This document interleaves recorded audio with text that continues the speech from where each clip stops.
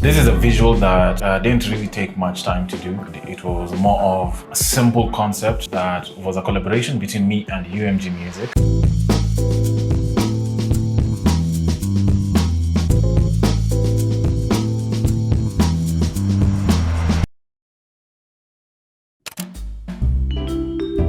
This is actually the first time that I was working with Universal Music. The whole pre-production process took approximately a day, and the people who actually pitched it is UMG themselves. They pitched a concept and I had to adjust it and make sure it felt like the artist. To break down this visual, in which it was not a music video, it was more of a visualizer. The creative direction of this is mainly, it's an indie artist who's making music in her home, a down-to-earth person. She's a lover girl. That is actually what her brand is. And it's actually one of my most successful projects, and also one of her most successful projects, which is a very good thing. And a big shout out to Universal Music Kenya for reaching out, and one of the best people I've worked with ever. So the budget was a bit tight on this one because we had to shoot 2 visuals in one day, and on that day we shot Nyumbani and Aki Sioni on the same day. Aki Sioni came first, in which it was during the morning hours. We shot it in an apartment. It was actually an okay apartment. It's just not as big as I expected because in the pictures it looked way bigger. So when you're doing the budgeting, you need to know how much it's going to cost you to have a crew. The crew was a bit tight, so it was just me as the director and cinematographer, and I was doing the gaffer. It's everything. I was practically doing everything. And my BTS crew, which was Ruga, who was behind the camera when it comes to the video BTS, and behind the camera for the photos was Jim. That also proves that a concept can carry everything. You might want value production, but you should go for production value if you want to go further. In the wardrobe, we had Karungari as our stylist. She is an amazing stylist. She did a very good job. Pretty simple, matched with the vibe of everything, and it was a pretty quick shoot. It took us around, like, I think 4 hours to do the whole shoot. We didn't really need a permit for the location because it was practically an Airbnb. Location scouting by itself is usually a headache, in which I hate it, I can't lie, because you need to find a location that matches the vibe, has good lighting, the weather makes sense and everything. A lot needs to work for the video shoot to actually go well. So when it came to the camera and lighting setup, I used a Sony A7 IV. I wish I had the FX30 at that time, but it still managed to do a good job. And when it came to the lighting, I was using an Amaran 300C tube lights just to accentuate some angles, but it was mainly a one light set. You know, sometimes less is more, and less works for the situation that you need. And the other thing that I had was a tripod and a gimbal. I don't think I had anything else that needed to be used. You get, I had a smoke machine, even though the smoke machine didn't really help. I even stopped using a smoke machine that much. I need to find a haze machine. Here in Kenya, we have more of smoke machines. I've never seen a haze machine, and haze looks way better than smoke. If you have a haze machine, please hit me up because I need one.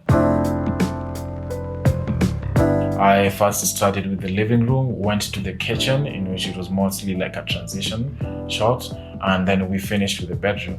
So each set, in which it's practically in the same house, I had a shortest of overhead shots and medium shot, wide shots. I was trying to get as much coverage as I could, and it was an amazing experience, by the way, shooting with Njerae. Although at first she was a bit nervous, but as time went, an amazing, smooth process. So when it came to directing the artist, it was a pretty simple process because it was mainly something that was in her element. She didn't need to go out of her element because her as a personality, she is a chill person. When it came to post-production, it was just a bit of effects that I had to add here and there, but it was overall just a simple music video stroke visualizer. And it actually took me approximately 2 days to edit it because I had to go back and check. You know, you have to edit and give it a break for a while. Then when you come back, you see it with fresh eyes, you see it with a different angle. Because if you just edit all the way, you get fatigue, you start seeing things in a different way. It's the same way when you color a video, it's preferable you go and sleep on it, you wake up in the morning and then you check it again, and if you still love it, you can send it over. So that's why sometimes an edit might take some time because you need to see it from a fresh perspective.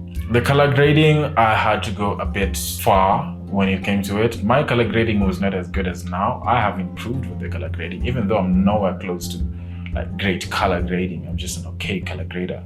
No, I mean a colorist. I pushed it a bit in which it was a bit contrasty, it was a bit strong on the color, but it worked at the end of the day. Video had to go through review only just once because there's not much that needed to be changed.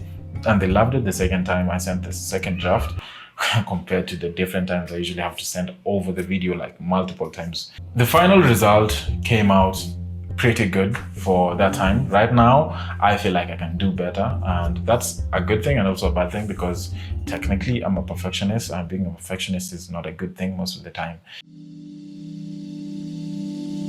One thing I know for sure is pre-production is everything, because I did the pre-production for that shoot before we even set foot on location. Made everything smoother. I pre-planned all the shots, all the angles, and even it's easier when you're communicating with your artist on how they need to pose, what they need to do. Even though there's some things I wish I'd communicated earlier, but everything went amazing. You also need to stay flexible when it comes to the shoot. You don't need to be so rigid with your ideas.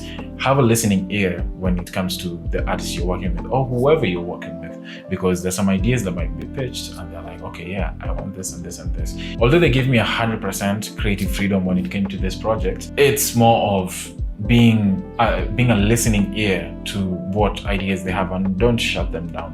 Listen to them. If you can improve it in any way possible. But this one was an amazing one. And also you need to be flexible when things are not going your way. Adjust, sometimes you have to make big decisions when it comes to a music video. Let me know in the comments, and if you found this video helpful, please give it a subscribe, give it a like itself.